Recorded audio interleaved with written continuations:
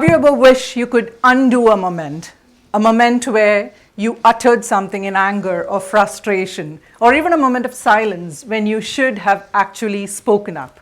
Show of hands, please. Wow, we all have, haven't we? CTRL-Z, the keyboard shortcut to undo, has become the metaphor for how we deal with mistakes. And if there's one place we need to hit CTRL-Z more frequently, I believe it's in our classrooms. Because somewhere along the way, our classrooms have ceased to be places where curiosity flourished and have become places where compliance is rewarded over curiosity, where students are just surviving rather than thriving. And I've seen this up close.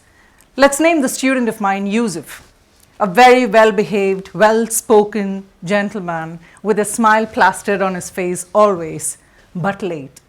Late with submissions, late to lectures, and always ready with an excuse.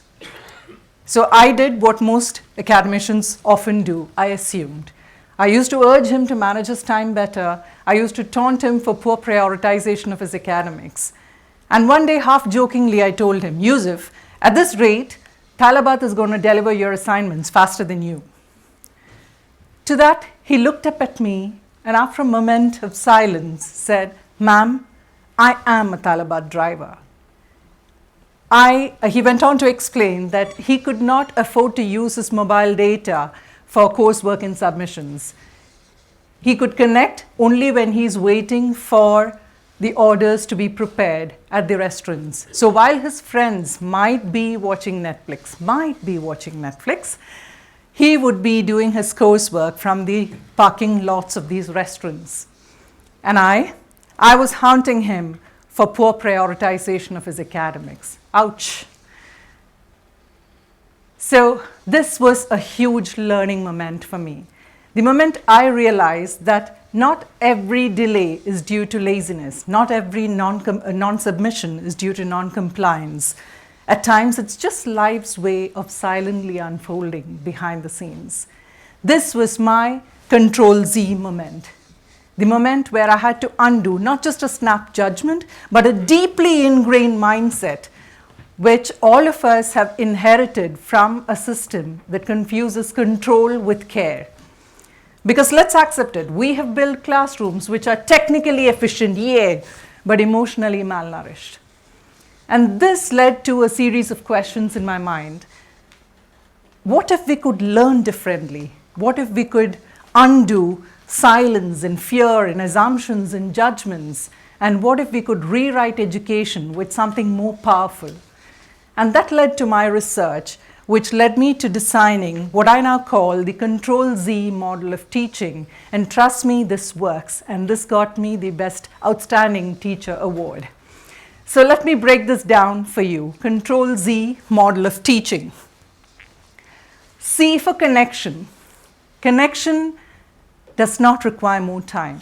Connection requires presence. And this element of emotional presence is found to be a significant predictor of academic performance among students in my research. When we succeed in creating that kind of a space where we connect with these students, beautiful relationships and outcomes are achieved. They're not expecting superheroes from their teachers.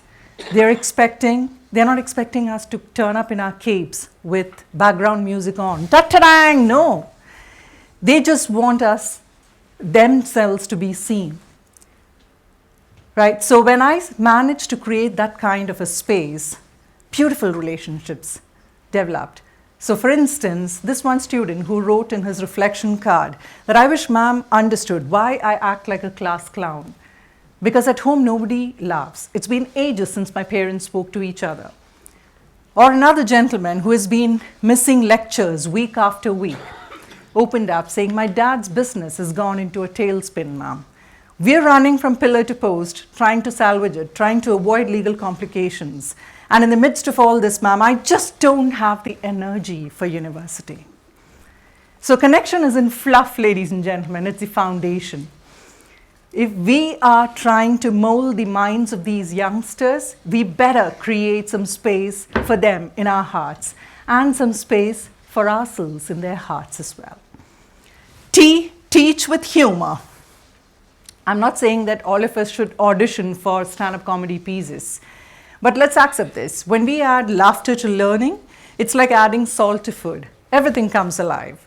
And this is backed by neuroscience, which says that humor reduces fear, it improves memory, and it opens cognitive doors. And in my classrooms, when we started laughing together, we started learning together. So if it is a business etiquette class, we watch videos of failed handshakes of world leaders. Or when we analyze the importance of facial expressions in body language, we watch Mr. Bean's videos. Or how to extend a normal conversation into a long stretched one by discussing How I Met Your Mother. In another instance, when I was teaching memory recall, I blanked out on the psychologist's name, memory recall, ladies and gentlemen, and I blanked out on the psychologist's name. So I was standing there trying to search for that elusive name when students took a cue and started throwing in the names of the psychologists that they knew, one after the other, as though we were in a game show. And then finally, when one of them managed to hit the jackpot, I shouted and screamed, "Yes, congratulations, and you win!" There was a lot of laughter in the room. I'm still not sure whether they were laughing with me or at me. But the point is, the technique stayed. They still remember the name of the psychologist, and it's humor that made it possible. So humor disarms fear, and it enables students to present themselves as a whole, with all their perfections and imperfections for learning. Respect. Respect does not mean sit straight and don't talk. Respect means your voice matters. There's a lot being said about Gen Z, berating them about their poor work ethics, poor attitude and behavior. But I have a completely different take on them. Based on my experience of working with them, I've found that they are more direct and less hypocritical. There are no hidden layers or agenda with them. You get what you see. And they have strong values and principles in place. So while we boomers, millennials, and Gen X take the liberty of cracking jokes at the expense of someone's appearance or attitude, these people, Gen Z, stick to their values, stick to their principles. Body shaming? So I could go on and on and on about why Gen Z should be respected. And when we introduce this element of respect into your classrooms, they learn better, they grow better, they engage and participate more as per research. And isn't that what we want? L, lift with feedback. Feedback needn't be about what went wrong. It can also be about what is possible. With AI apps dime a dozen, we get submissions and essays that start off like, sure, here's a more refined version. But please don't get me wrong. I'm not saying that you shouldn't use AI for your assignments. That would be like telling you 20 years back not to use Google. You will definitely miss the bus. But the point is, let it not rob you of your individuality and identity. So I call these students personally.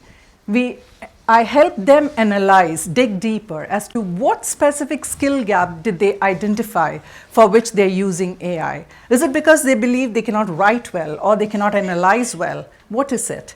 If they've identified that skill gap, why not use AI to build those skills rather than cover up? So feedback is not highlighting your inadequacies, it's about highlighting your potential. Zero barriers. Equity and inclusion are heavyweight policy words for us, but it could be as simple as extending the deadline by 24 hours for a student who has additional caretaking responsibilities at home. Or in another instance, when I found that one of my students was struggling with long writing tasks, but I knew she was good at short bursts. So we sought permission, cut down her assignment into smaller chunks, which she could submit every day. And that worked. She met the deadline, she met my expectations, and I'm sure her own as well. So teaching with zero barriers is about not just removing academic barriers, but emotional barriers as well. And it's about understanding that equity is not meeting people where they are. Equity is meeting people where they are, not expecting to meet them where we wish them to be. So Control-Z, ladies and gentlemen, is not erasing.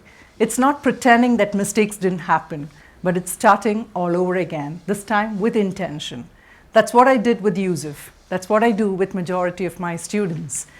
So if you are an educator, a parent, or a leader, or a manager, or just another person who has been grossly misunderstood, be it in a conversation, be it in a relationship, in your family, in your workplace, or in a classroom, it's time to hit Control-Z. Undo the distance, undo the judgments, undo the fear, undo the confusions, and in its place, build connection. Because connection, ladies and gentlemen, is greater than control. And it's connection that brings vitality to life. And this, I believe, is an idea worth spreading. Thank you.